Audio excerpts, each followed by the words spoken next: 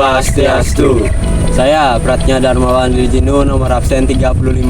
Saya Iputu Budi Sukawijaya, absen 14. Dan saya Iputu Pandu Aryanata, absen 15. Selanjutnya, Saya Nyoman Ayunita Trisna Safitri, nomor absen 29. Saya Niputu Lena Suranisi, nomor absen 30. Saya Nikade Rianti, nomor absen 21. Dan selanjutnya, Saya Nimadi Dinita Payanti, absen 26. saya Niwayana Natrulandari, nomor absen 34. Saya Niputu Rena Yuka Putri, nomor absen 31. Baik, di sini kami akan menjelaskan mengenai peran pelaku-pelaku ekonomi. Peran pelaku-pelaku ekonomi dibagi menjadi 4 bagian, yaitu yang pertama ada rumah tangga konsumen, yang kedua ada rumah tangga produksi, yang ketiga ada rumah tangga negara, dan yang terakhir ada masyarakat ekonomi luar negeri. Sebelum memasuki materi, kalian harus tahu apa itu pelaku ekonomi. Jadi, pelaku ekonomi adalah subjek kegiatan ekonomi, baik perorangan maupun badan atau organisasi dan pemerintah yang melakukan kegiatan ekonomi seperti produksi, konsumsi, dan distribusi. Materi selanjutnya akan dijelaskan oleh rekan saya. Yang pertama ada rumah tangga konsumen. Sebagai konsumen, rumah tangga konsumsi berperan mengonsumsi barang dan jasa yang dihasilkan oleh rumah tangga produksi. Dan sebagai pemasok atau pemilik faktor produksi yang ditawarkan kepada perusahaan dapat berupa tanah, tenaga kerja, modal, dan keahlian. Dan sebagai penerima imbalan, rumah tangga konsumsi juga berhak menerima imbalan yang diterima konsumen. Selanjutnya yang kedua, rumah tangga produksi atau RTP. Sebagai produsen, rumah tangga produksi menghasilkan barang dan jasa yang diperlukan oleh rumah tangga konsumsi. Sebagai pengguna faktor produksi supaya dapat menghasilkan barang dan jasa. Sebagai agen pembangunan. Selanjutnya, saya akan menjelaskan pengertian dari rumah tangga negara. Rumah tangga negara adalah pelaku ekonomi yang menghasilkan barang dan jasa untuk memenuhi kebutuhan masyarakatnya.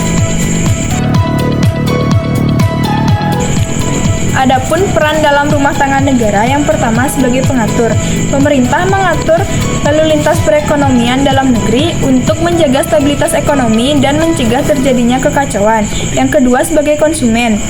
Kegiatan konsumsi yang dilaksanakan pemerintah bertujuan untuk menjalankan roda pemerintahan.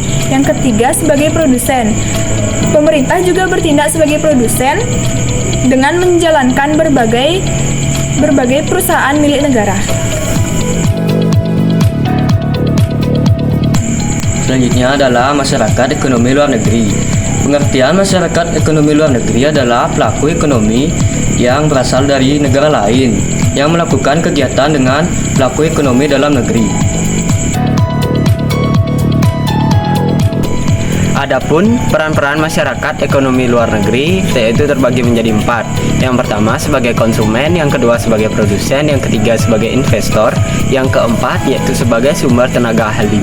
Sebagai konsumen, masyarakat ekonomi luar negeri berperan sebagai konsumen yaitu dari produk, barang, dan jasa yang dihasilkan oleh negara lain. Yang kedua yaitu sebagai produsen, masyarakat ekonomi luar negeri berperan sebagai produsen yaitu diperoleh dari produk, barang, dan jasa yang mereka hasilkan. Yang ketiga yaitu sebagai investor, masyarakat ekonomi luar negeri bertindak sebagai penanam modal. Yang keempat yaitu sebagai sumber tenaga ahli, yaitu pertukaran tenaga kerja dengan luar negeri dapat memenuhi kekurangan tenaga ahli dalam negeri. Di dalam kegiatan ekonomi, khususnya dalam pelaku-pelaku ekonomi, terdapat diagram ekonomi. Salah satunya adalah diagram sektor 3 ekonomi, di mana diagram ini yang lebih berperan adalah pemerintah, di mana pemerintah di sini membutuhkan faktor-faktor produksi untuk menyalurkan barang hasil dari produksi kepada masyarakat.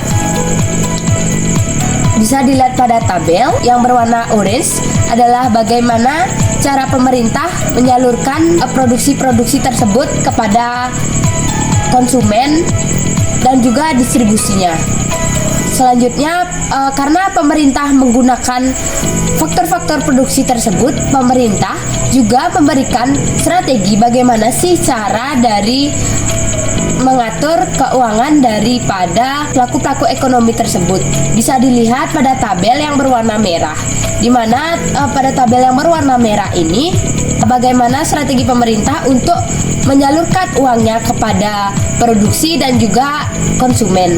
Selain itu, pemerintah juga menggunakan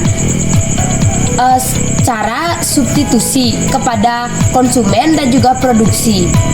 Dilihat dari tabel yang memiliki garis berwarna biru, pemerintah juga menyalurkan subsidi kepada rumah tangga produksi dan rumah tangga konsumen. Subsidi yang disalurkan terbagi menjadi dua, yaitu subsidi secara langsung dan subsidi secara tidak langsung. Subsidi secara langsung merupakan dana yang diberikan kepada masyarakat oleh pemerintah secara langsung, dapat berupa hibah, pinjaman, dan pemindahan dana. Kemudian, subsidi secara tidak langsung merupakan dana yang diberikan secara tidak langsung oleh pemerintah kepada masyarakat yang dapat berupa subsidi BBM, subsidi pupuk, subsidi listrik, dan sebagainya.